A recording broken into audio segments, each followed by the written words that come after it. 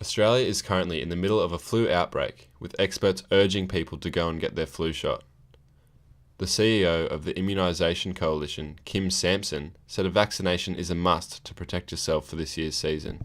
To protect themselves from something that is potentially lethal, to protect others around them. So while you may believe that you are fit and healthy, unlikely to be affected by influenza, we have seen people that in those situations that have actually ended up dying. We saw the case in South Australia earlier this year.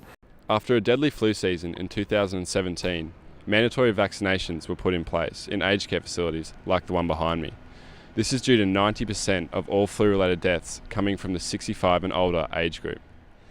The law introduced by Liberal Health Minister Greg Hunt specifies that all health workers must be vaccinated, as well as free flu vaccinations provided to those in aged care. Associate Professor Dr. Michael Woodward welcomes the new law that was introduced last year. Vaccination of healthcare workers is ethically a complex area. Some people say it's my body, you can't tell me what's going to be injected into it. But the other side of it is if you work in healthcare, you are hopefully committed to the well-being of the people you care for.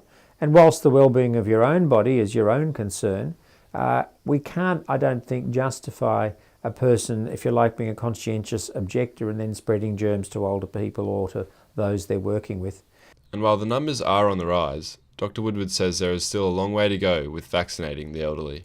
3% of older people have received all of the recommended vaccinations.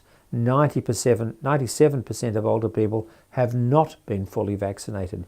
We really need to turn that around. Cormac, Pearson, Newsline.